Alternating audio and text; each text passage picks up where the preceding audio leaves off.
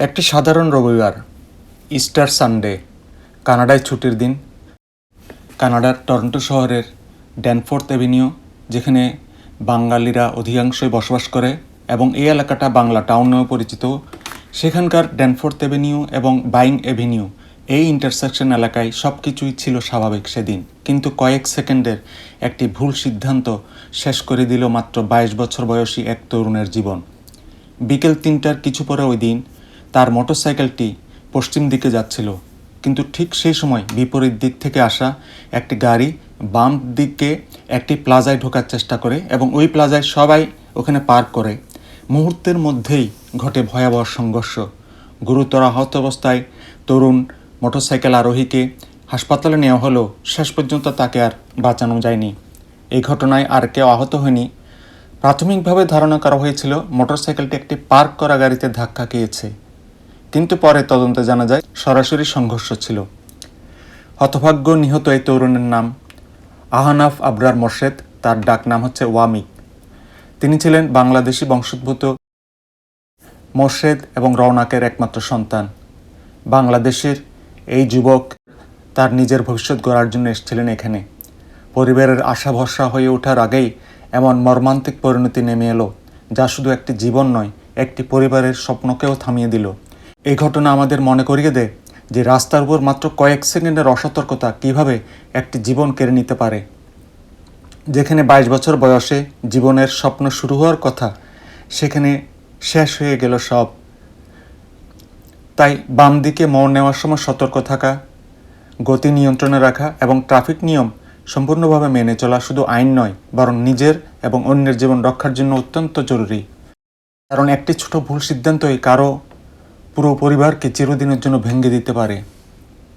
টরন্টোর বাঙালি অধ্যুষিত এই ড্যানফোর্থ এলাকার ট্র্যাজিক অ্যাক্সিডেন্ট অত্যন্ত হৃদয় বিদারক। এটা কিছুতেই মেনে নেওয়া যায় না। তবে এই দুর্ঘটনার পেছনে টরন্টো শহরের কিছু দীর্ঘমেয়াদী সমস্যা সরাসরি দায়ী বলে আমি মনে করি। প্রথমত, এখানে উবার চালকদের অনিয়ন্ত্রিত ভিড়। সাম্প্রতিক সময়ে এই এলাকায় উবার এবং অন্যান্য রাইড শেয়ারিং অ্যাপের চালকদের সংখ্যা অস্বাভাবিক বেড়ে গেছে। অনেক ক্ষেত্রে দেখা যায় ট্রাফিক আইন তোয়াক্কা না করে যেখানে সেখানে ইউটার্ন নেওয়া বা হুটহাট স্থানীয় প্লাজায় ঢোকার প্রবণতা বাড়ছে, যা বাইকারদের জন্য জমদূত হয়ে দাঁড়িয়েছে। আরেকটি বড় কারণ হচ্ছে এই ড্যানফোর্থ এরিয়ার এই অংশটি এমনিতে বেশ সরু, খুবই কনজাস্টেড এবং ন্যারো। রাস্তার তুলনায় গাড়ির চাপ এবং পার্কিং ব্যবস্থার বিশৃঙ্খলা চলাচলের জায়গা আরও কমিয়ে দিয়েছে। এমন ঘিঞ্জি রাস্তায় দ্রুতগতির যানবাহন আর বামে মোড় নেওয়া গাড়ির মধ্যে সামান্য ভুল বোঝাবুঝিও প্রাণঘাতী হয়ে উঠছে। সর্বোপরি এখানকার প্রশাসনের উদাসীনতা। সাধারণ মানুষের নিরাপত্তা নিশ্চিত করতে টরন্টো সিটি কাউন্সিলের যে ধরনের তৎপরতা দেখানো উচিত ছিল, তার অভাব স্পষ্ট। রাস্তার অবকাঠামোগত উন্নয়ন বা বিশেষ করে এই বিপজ্জনক মোড়গুলোতে ট্রাফিক সিগন্যাল ও নজরদারি বাড়ানোর বিষয়ে কর্তৃপক্ষের এক ধরনের নির্লিপ্ততা লক্ষ্য করা যাচ্ছে। টরন্টো সিটি অনেক আগে কিছু নির্দেশনা ঘোষণা করেছিল, যেমন ভিশন জিরো। টরন্টো সিটির এই ভিশন জিরো যেমন সড়ক দুর্ঘটনা শূন্যে নামিয়ে আনা তাদের একটা পরিকল্পনা ছিল। এটা কি শুধুই কাগজে কলমে, নাকি তারা এটা নিয়ে সত্যি কাজ করছে? আর একটা বড় ইস্যু হচ্ছে লেফট টার্ন ডেঞ্জার। বেশিরভাগ মোটরসাইকেল দুর্ঘটনা ঘটে যখন বিপরীত দিক থেকে আসা গাড়ি হুট করে বামে মোড় নেয়।